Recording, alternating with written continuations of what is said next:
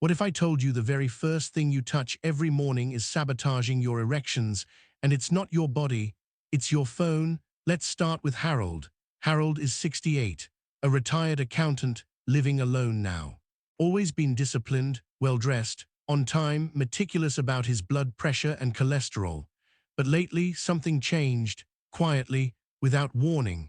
He walked into my office with that hesitant look men get when they're about to say something they've never said out loud.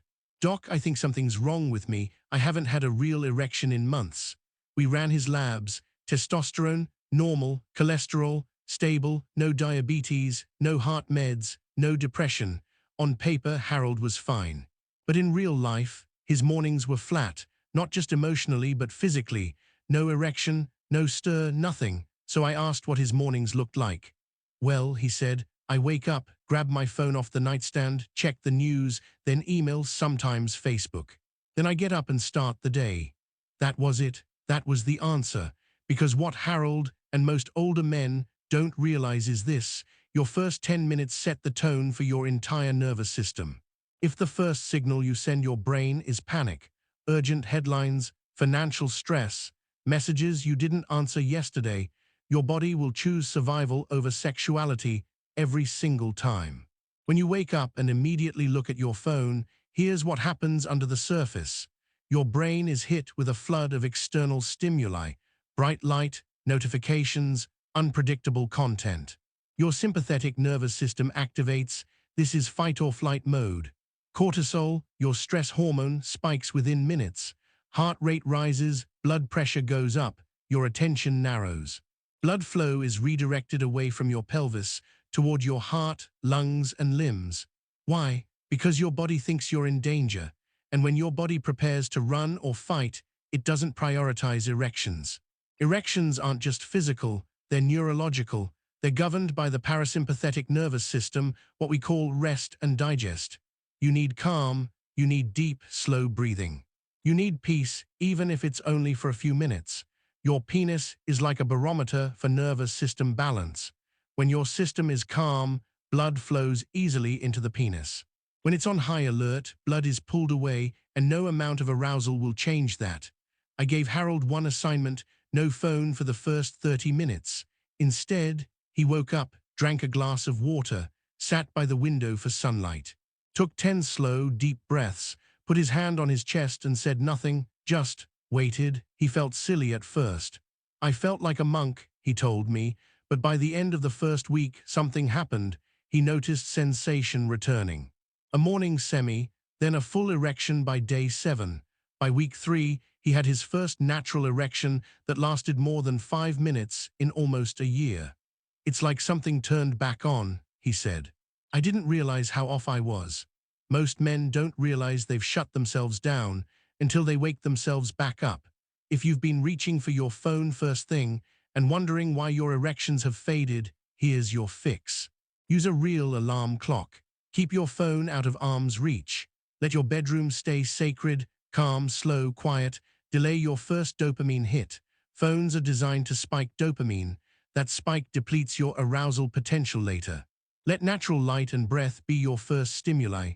Give yourself 15-30 minutes of quiet. Stretch, breathe, hydrate, step outside barefoot. This primes your nervous system for blood flow and hormonal balance.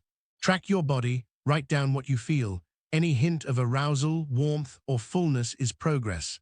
Celebrate it. You're not fixing your penis. You're realigning your nervous system to support the return of sexual function. You're telling your body we're safe. It's okay to feel again, and that more than pills or labs is where healing begins.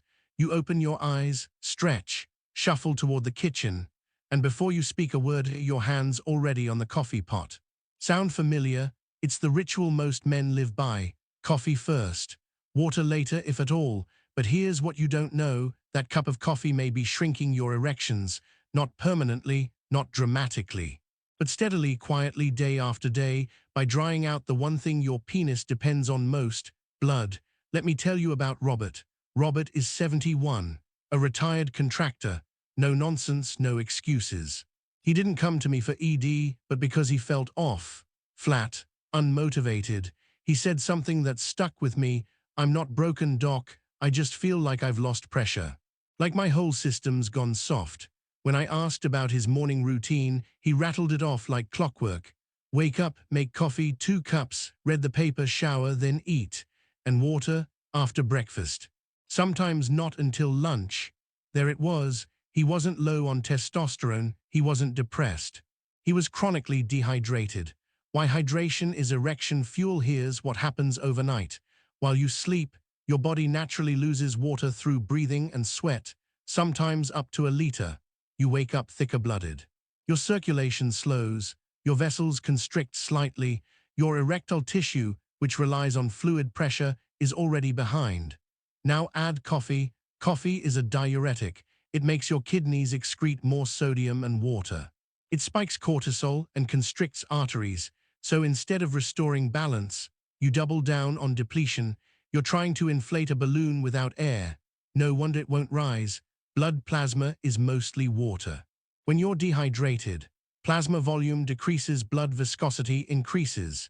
It gets thicker, blood pressure rises, vessel dilation slows, penile blood flow is reduced. Remember, your penis is the farthest end of the cardiovascular system.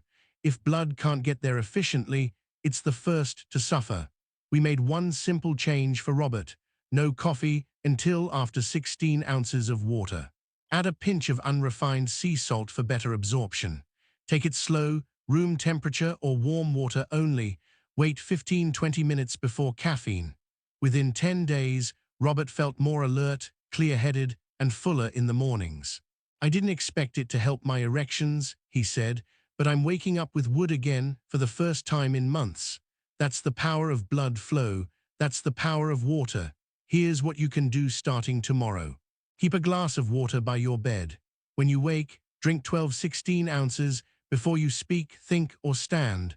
Add minerals. A pinch of pink salt or an electrolyte tablet. No sugar restores your body's electrical balance, supporting nerve signals to the penis. Delay coffee 20-30 minutes. Let your body rehydrate first. Give it the fuel to circulate blood before stimulants. Watch for signs of low hydration, dry mouth, weak morning erections, brain fog, dizziness when standing. If you have these, your penis is likely underfueled too. Hydration isn't sexy, it's not dramatic, it's not something you see in a prescription bottle, but it's the foundation of your erectile system. Skip it and you weaken every other effort: testosterone, arousal, stimulation, strength. Fix it and you create conditions for sexual function to return, quietly, powerfully, naturally. It sounds harmless. You wake, pour coffee, sit in your favorite chair. You flip on the TV, read the paper, maybe scroll your phone. Before you know it, you've been sitting for over an hour. While you sit, relaxed and unaware, your circulation slowly dies. That's not drama, that's physiology. For men over 60, prolonged sitting, especially in the morning, does something dangerous. It compresses the muscles, nerves, and blood vessels responsible for erections. Let me tell you about Walter.